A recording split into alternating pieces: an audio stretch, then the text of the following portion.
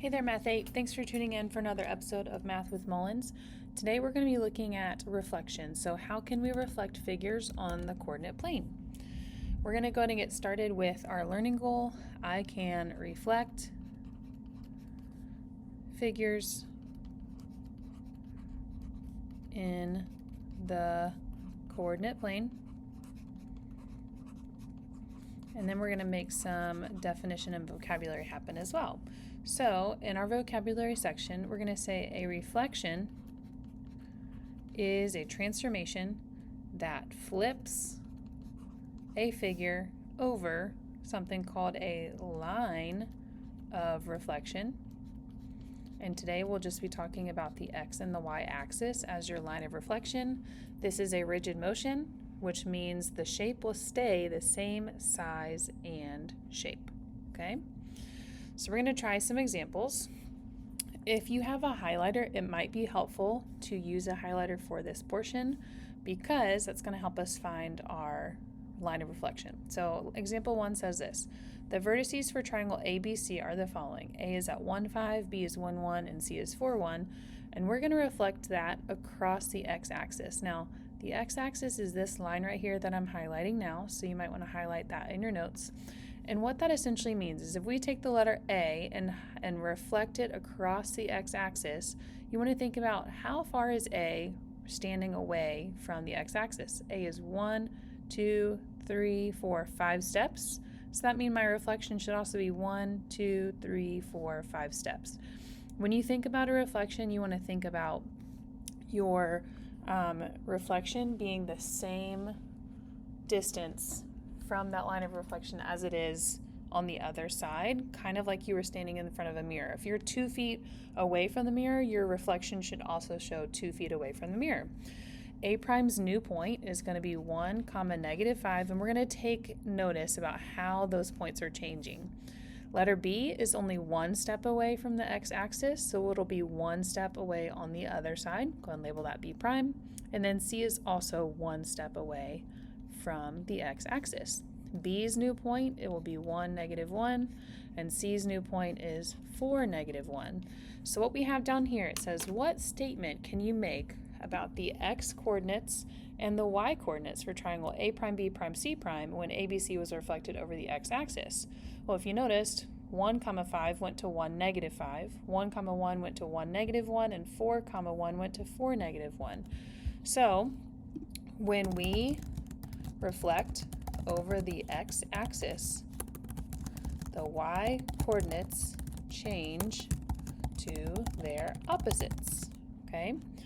So when I ask you down here, what do you think will happen when we reflect across the y-axis? When we reflect across the y-axis, the x-coordinates will change to their opposites. Okay, so that means if it's negative, it'll go positive. If it is positive, it'll change to negative. One more thing I'm going to do is just connect my dots so you can actually see the reflection of this triangle. And we're going to go ahead and try example 2. Example 2, now we're going to take that same triangle, and instead of reflecting across the x-axis, we're going to reflect it across the y. Maybe even see if you can change your coordinates first and then plot them. So let's take time to pause the video here and try it on your own, and when you're ready to check it, go ahead and click play. Okay, so what I did here is I went ahead and changed my coordinates first, and then I'm going to plot them. If you don't like this method, you can still use the other method I taught you, which is counting how far it is away from the line of reflection and then doing those same steps for the other side. But notice that A is at 1, 5, so A prime is going to change that x coordinate to be a negative 1, 5. B would change to negative 1, 1, and C would change to negative 4, 1. So B prime would end up being here. Again, that's still 1 step away from the y-axis, the same way the original point B was. And then point C is going to be 4 steps away from the y-axis, just on the other side.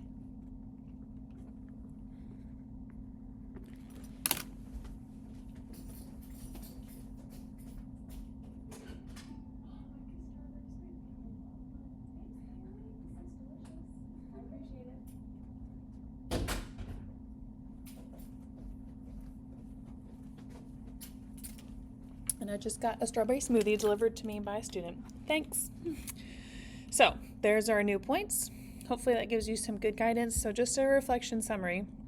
A reflection is flipping a figure across the line called that line of reflection. Each point is reflected. The image is the same distance from that line of reflection as each point in the original image. So pretend like this is you. You are standing in front of a mirror. Don't mind me with my perfect drawings here. If you are 2 feet away from your mirror, your reflection should also be 2 feet away from the mirror. We'll even do like the prime symbol to show that you are that image, okay? So see if you can try this next one on your own. I'm going to have you pause again, reflecting across the y-axis this time. When you're ready to check it, go ahead and click play.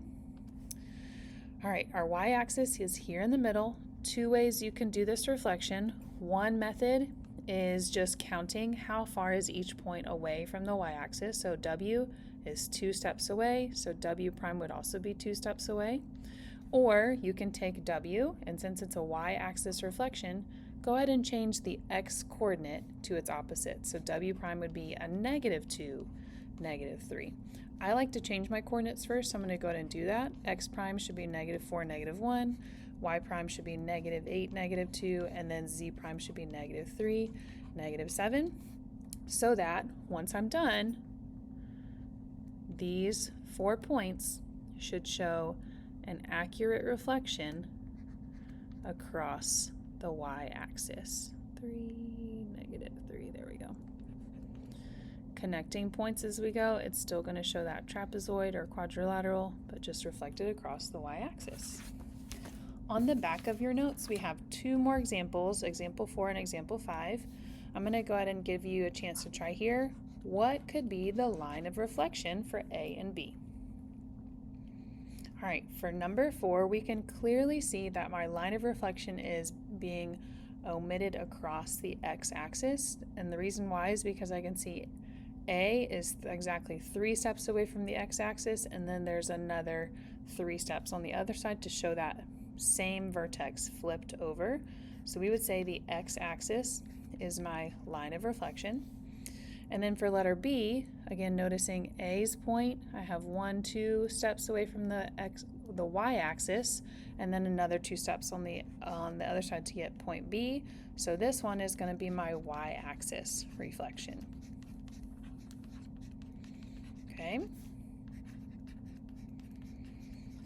And then our last 2 examples, identify whether the transformation is a reflection, translation, or neither. So now we're kind of putting together 2 things.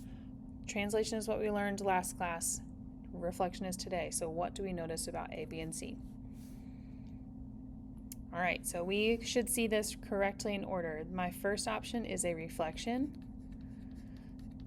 because I'm seeing an x-axis line of symmetry. Letter B is a translation, and this translation looks like we have gone, if we go from Q to P, it looks like we've gone 1, 2, 3, 4 units to the right. Or if you think about it going to the left, you can also say 4 units left. Letter C, though, is neither, and that's something we will talk about in the future.